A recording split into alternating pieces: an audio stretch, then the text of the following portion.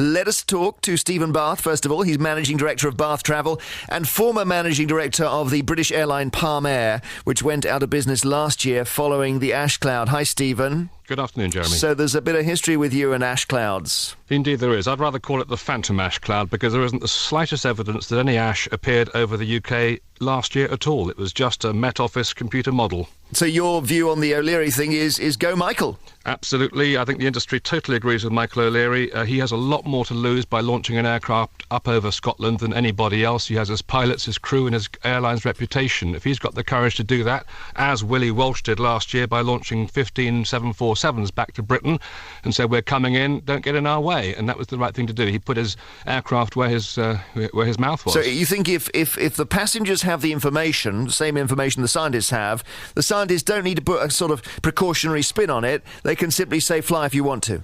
Absolutely.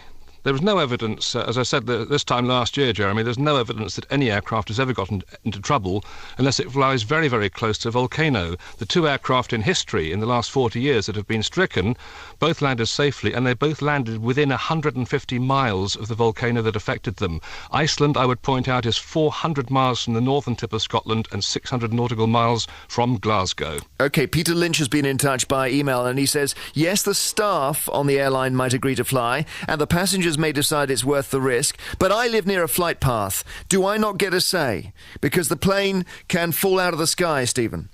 It can't fall out of the sky. No aircraft has ever fallen out of the sky. Even the jumbo jets that were stricken by a volcanic ash, which had a quadruple engine failure, the engines still started up and they landed safely. And they had literally 50 kilos of volcanic ash in each engine because it almost flown over the cusp of the volcano. All right, stay with us. Professor Nick Petford is on the line. He's a geologist, also, by the way, Vice-Chancellor of the University of Northampton. Do you believe it's reckless to fly? Yes, I do.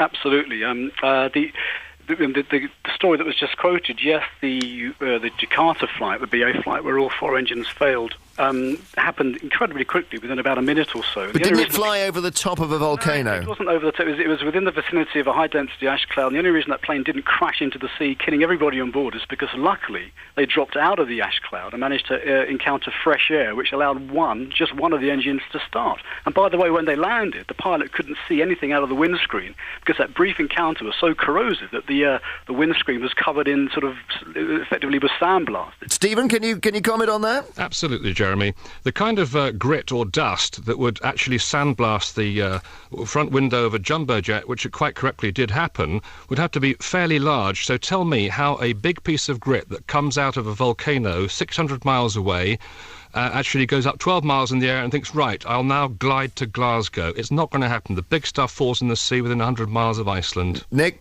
Well, that's just wrong. It's not big bits of ash. If you have some idea that you've got kind of golf ball sized things bouncing off the plane. I mean, this ash is tiny. The particles are very small. They have to be small to get suspended up in the air.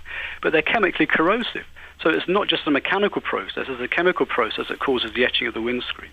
Okay, let me just ask you about the scientists in all of this, Professor, because the scientists take the facts like the rest of us and then they put a spin on it. And the spin seems to be precautionary. Is that correct? Well, I think that's the safest way to be. I mean, you may accuse us of being risk-averse, etc. But, I mean, Jeremy, you only get one chance in life to plummet 30,000 feet to certain death in an aeroplane. Sure, but scientists, by definition, like to be certain about stuff. And all I'm pointing out is that what you just said and what they're all saying is a spin on the facts. Well, it's not a spin on the facts. I mean, if you look at the eruption last year of the Eyjafjallajökull volcano, the military aircraft were grounded and they had damaged engines. There was a series of F-18s from the Finnish Airways that got into trouble flying through the cloud at high level. You know, flights from wounded soldiers from Afghanistan into Seljuk in Birmingham were diverted onto mainland Europe because of the fears and concerns about the potential for the ash to bring down a plane. So there's real hard facts on the ground that, you know, military aircraft were damaged, and the same thing would happen to civilian airlines. Stephen, is this beginning to convince you? Absolutely not. Jeremy, I do think there is an answer, and it's pretty shameful that 1 year ago the only aircraft that could measure ash for the UK was grounded, and guess what? 1 year on, it's still not available.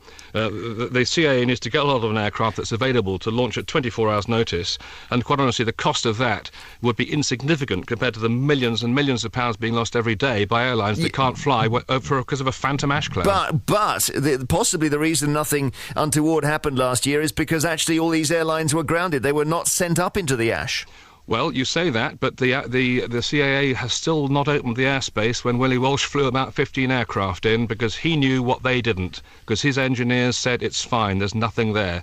And so the CAA had to give up and let him in. If a plane goes up, if Michael O'Leary goes up with Ryanair, even with willing passengers who are all in a rush and want to take the chance, and then suddenly the engines get glued, the windscreen gets scraped, and this thing plummets, firstly it kills people on the ground, and secondly that's the end of Ryanair, isn't it? He almost needs to be saved from himself.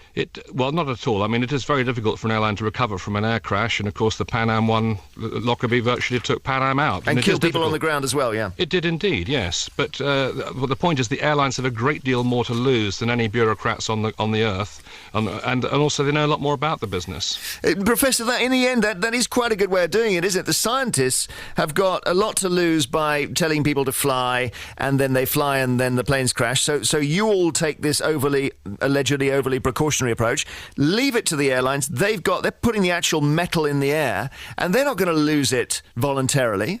Well, I mean, I understand, where the business case for flying, and of course it's massively inconvenient, and money is lost. I mean, there's no question that there was a big economic damage in the last eruption that put ash up into the sky over Europe. The simple point is, as a scientist, I would not put my children on a plane anywhere near a piece of sky where there's the slightest threat of volcanic ash in it, full stop. Now, if Stephen wants to fly up in the air, that's absolutely fine. That's up to him. But I don't think he should be allowed to put other lives at risk by being what I think is incredibly reckless. Thank you very much indeed, Professor Nick Petford, geologist, University of Northampton, and Stephen Bath, who was managing director of Palmair, but it went out of business last year following that ash cloud.